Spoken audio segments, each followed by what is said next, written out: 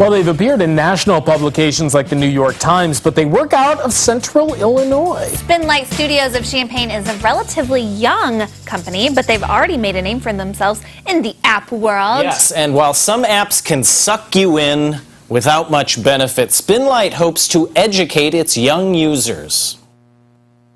Most people are surprised that to find out this is happening locally. They haven't heard about us. Spinlight Studios started as an advertising agency in 2000. At that time, we were focused on service work, doing branding for clients.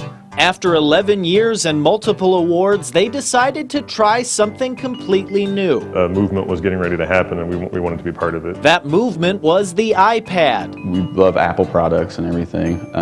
Dove right into the iPads and iPhones and loved the idea of apps and how they interacted. We'll all go wait in line, you know, when Apple's releasing a new product. So we did that for the iPhone. When the iPad came out, we all went to Chicago, waited in the rain on Michigan Avenue to get the first iPad. No sooner had we taken that shrink wrap off of these iPads, our kids were there with us, and we saw them use these iPads on day one. When I started at Spinlight, I was just an entry-level designer, and now I'm a co-founder of an app company that sells apps everywhere in the world. That's right, in just 3 years, Spinlight has become a leader in educational apps for kids. Our goal is that a kid's just enjoying himself playing and doesn't even know they're learning. They currently have 15 different apps and expect to have sold 1 million in the next couple months. There's so many apps out there that are what we would call empty calorie apps, Angry Birds or whatever. They're perfectly reasonable apps. They're great games, but there's not really anything in it for the kid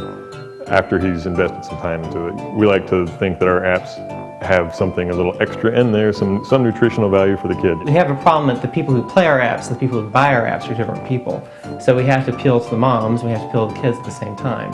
But we do that because we've got the content that moms want. Their kids are getting educational time, but the kids actually enjoy playing the game. They don't really stop to think that they're learning. As a team, we really feed off each other really well, and it makes it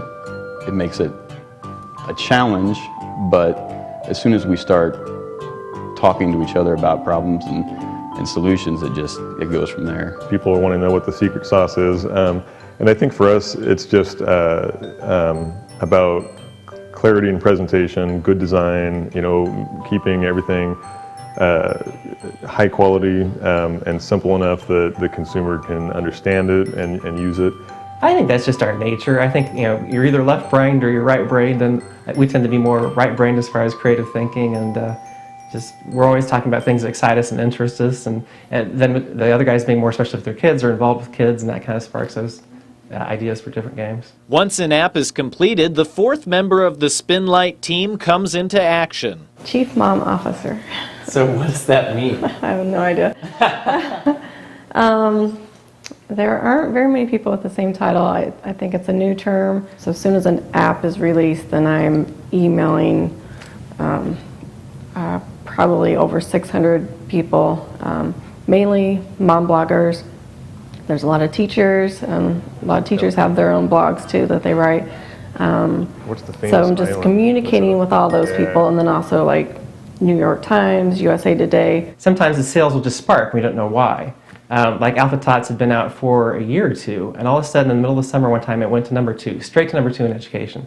Like, what the heck is going on? So we all started looking around the computers trying to figure it out. Turns out that Soleil Moonfry, who used to be Punky Brewster, the TV show, had mentioned us on the Today Show, and that sent us straight to number 2 in the chart. So that's kind of fun, those discoveries. You know, I'll pick them up from school and tell them we were in the New York Times or something. They're okay, you know, they don't understand that it's a pretty big deal. We were just 2 or 3 apps in where Apple started calling and asking for graphics so they could make ads on their website about our stuff. For 2 Christmases in a row, we got the main banner going into education, one of the rotating banners. We had won all sorts of regional and national design awards for the work we were doing in advertising, but getting a call from Apple somehow meant more to us. And so having Apple notice us was incredibly validating. I think, you know, we're just seeing where education is going in the App Store. It's just growing. And, you know, the other sections like games that are just universal games, they may possibly peaked. I mean, they'll still be growing, but education is just beginning to take off and just getting to move into schools. I think 2014 is going to be pretty fun for us. 2014, the year of the app. It's exciting to see educational. I'm sure you see this too as a teacher, as a former teacher. Yeah. You know, the way that technology can be used to really educate kids. Yeah, and I love this because it's a team of 4 people. They've made 15 apps, and yeah, in the next couple months, they're hoping to have sold 1 million apps. They have like 700,000 something sold right now. So And they're right here in right Central here, Illinois. and they've been around for 3 years. Just Apple?